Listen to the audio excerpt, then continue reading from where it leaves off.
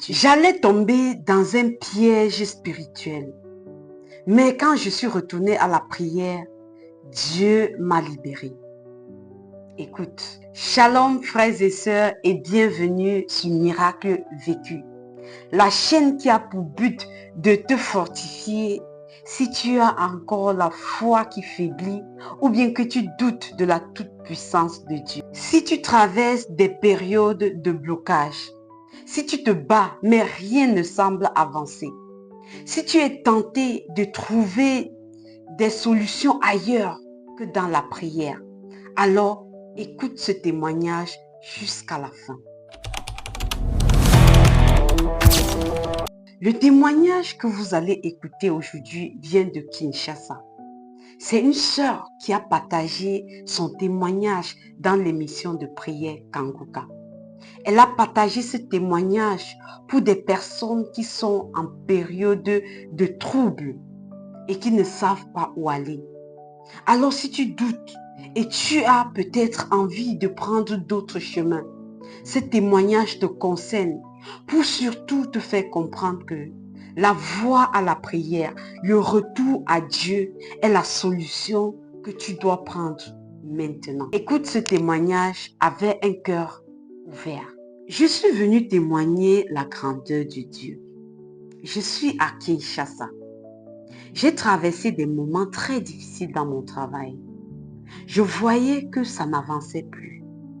À chaque fois que je me battais, que je faisais des efforts, j'arrivais à un certain niveau. Puis, je faisais une chute libre. Ça m'inquiétait beaucoup.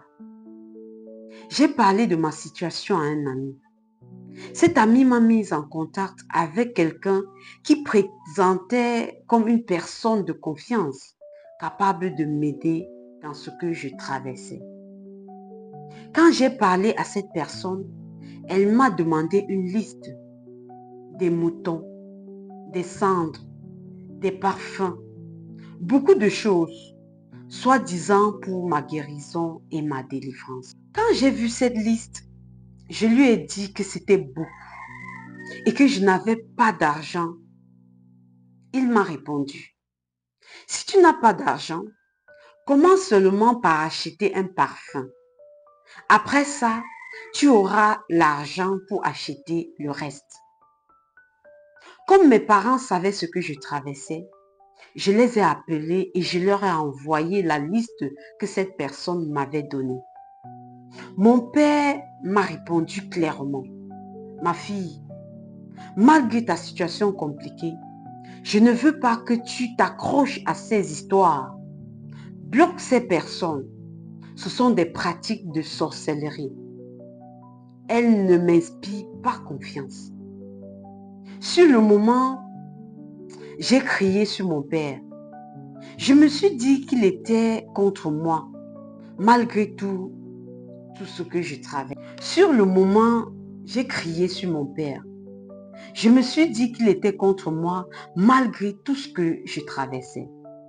J'ai même envoyé les messages à un autre ami pour qu'il demande conseil autour de lui.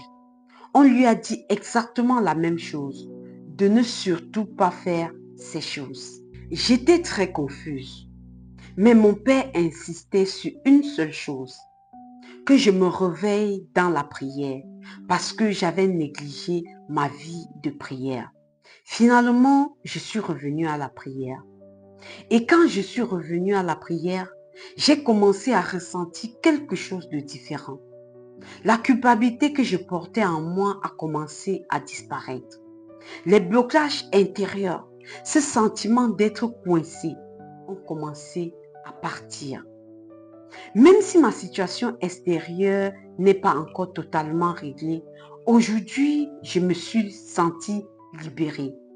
Je me sens en paix. Quand je suis revenue sérieusement à la prière, Dieu m'a montré des choses que je ne voyais pas avant. J'avais des sentiments envers les femmes.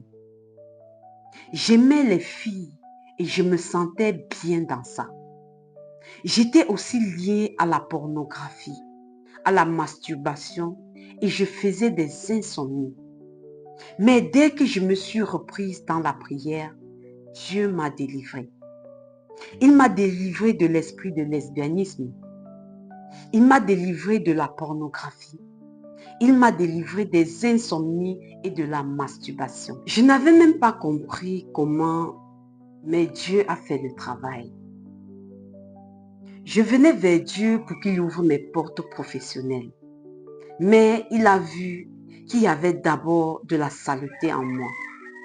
Il a commencé par nettoyer son temple, car notre corps est le temple du Saint-Esprit. Aujourd'hui, je témoigne. Je n'ai plus d'insomnie. Aujourd'hui, je témoigne. Je n'ai plus d'insomnie. Je ne regarde plus la pornographie. Je ne ressens plus ces sentiments comme avant. Et je suis en paix. J'ai la foi que, au moment opportun, Dieu agira aussi dans le reste de ma vie. La paix qu'il m'a donnée me dépasse. Gloire et louange à Jésus-Christ. Dieu soit loué. Shalom. Frères et sœurs, ce témoignage est un avertissement et une espérance. Un avertissement pour ceux qui prennent le chemin à la recherche des fausses solutions. Et une espérance pour ceux qui pensent que Dieu les a oubliés. Dieu n'a pas oublié cette sœur. Il l'a d'abord soignée intérieurement avant d'ouvrir ses portes extérieures. Si tu traverses une période de confusion, reviens à la prière, reviens à Dieu. Miracle vécu, c'est pour te rappeler que Dieu agit encore aujourd'hui. Si ce témoignage t'a plu, abonne-toi.